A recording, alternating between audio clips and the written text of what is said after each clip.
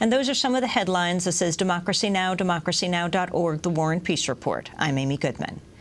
In his speech before the Disabled American Veterans National Convention in Atlanta Monday, President Obama paid tribute to the U.S. soldiers who've served in Iraq.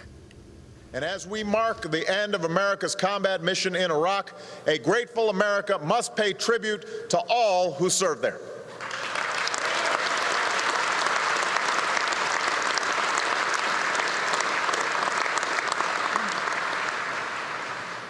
Remember, our nation has had vigorous debates about the Iraq War.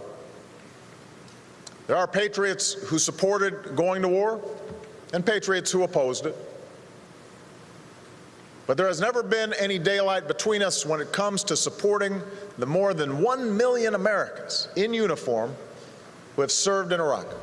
President Obama might have added, unless you're gay.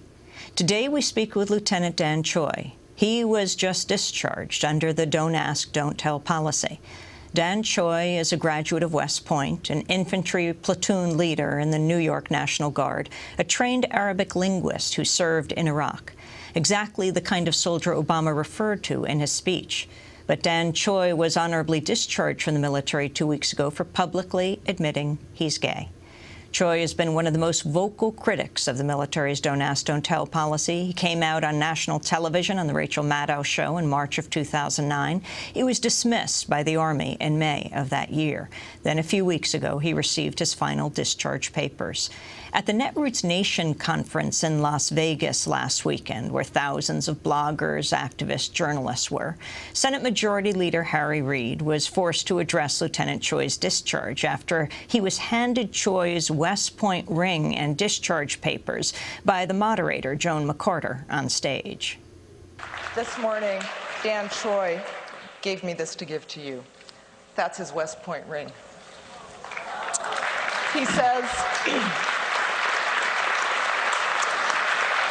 it doesn't mean what it did mean to him anymore.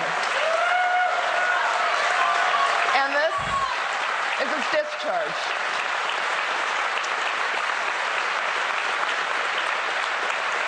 So,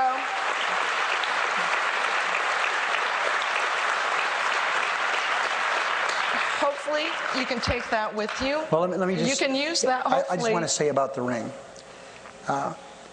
My son, my youngest boy, played on 3 national championship teams at the University of Virginia, soccer champions. And he gave me one of those rings. And I love that ring. That was terrific. But I didn't earn the ring. My son gave it to me. He earned this ring. And I'm going to give it back to him. I don't need his ring to fulfill the promise that I made to him. Thank you. When it's signed, Senator, when it's signed. That's good enough with me. When the bill's signed, I'll keep it safely and give it back to him. Okay?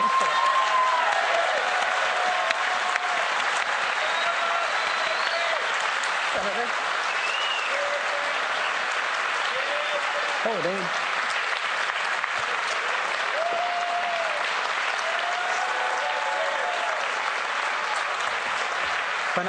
When we get it passed, you'll take it back, right? I sure will, but I'm going to hold you accountable. Okay, that's good. That's Dan Choi telling Senator Harry Reid on stage he's going to hold him accountable for changing the military's Don't Ask, Don't Tell policy. Then they hugged.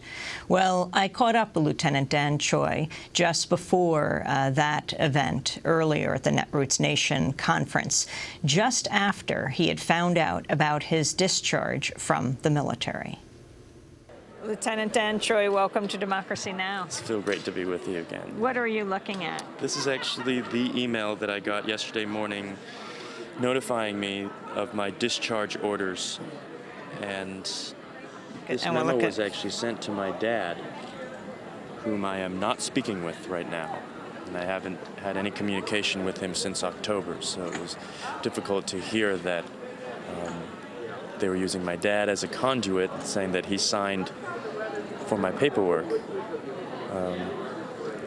It's difficult when you come out all at once to your parents and your church and your work, your colleagues and the Army and the government and Amy Goodman.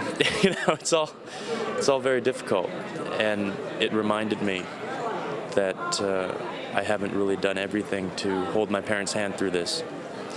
I started the journey because of my parents, and after Prop 8 passed in California, I felt I needed to do something as well, and I said I was just going to educate my parents about discrimination and about who I am and tell them the truth, and that's how it all got started. I lived with them for 6 months, but it didn't really go anywhere, and we left on very bad terms. I decided to devote fully to the movement, to help build the movement, to help repeal Don't Ask, Don't Tell, and full equality, and that took up my entire time, and I've not been able to tend to what my parents were also going through, and the fact that it went to my dad, and for 3 weeks it sat. Well, apparently, according to the Army, he signed for the papers and never notified me, never gave it to me. So, how did you end up getting your discharge? Well, people were rumoring about it a day before and telling me that I've been discharged. Why aren't you coming out with it? And I said, well, I haven't gotten any papers yet. So my commander gave me a call yesterday morning at about 10:30. I was right here at Netroots Nation. I was not expecting to have to do this and deal with the discharge, but my commander, who's been absolutely professional and absolutely sympathetic as well as caring on a personal level throughout this entire journey, he said, this isn't news that you wanted to hear, for sure, but you are formally discharged, and I will forward you the memo. It was something I was expecting, but the pain and the emotion, you can never fully prepare yourself for that. Immediately when he said that, I thought about every moment of my service from the time I was 18 years old and I went to West Point, and the friends that I made, the training, preparing for deployment, going to deployment, the Iraqi friends that I continue to contact and connect with and communicate with, all of the many things that I learned in my times in service, what that all meant, and especially this year of activism, I've learned a lot about what service really, really means and why we volunteer to begin with, why we put others before ourselves. And I have no resentment, I have no regret to anybody in the military. This is clearly a failure of our government. We all know that America's promises are not manifest yet, so long as gay or transgender people are getting kicked out of their workplaces, fired for telling the truth or expressing who they are. And that part of my commitment that I learned my first days at West Point and from the early days growing up in my parents' house, telling the truth and having integrity, never being ashamed of who you are, having that conviction that you are on the right path to helping other people. That oath and that foundation does not change.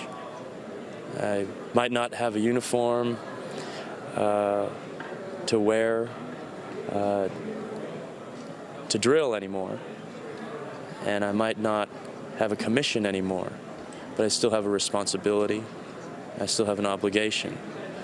It's what we all signed up to do, to protect our Constitution. And I believe that with discrimination rampant right now against gay and transgender people, our Constitution is under attack. How does it feel to be discharged in the midst of troops throughout the country being surveyed on changing Don't Ask, Don't Tell, and President Obama himself expressing his desire to change this policy?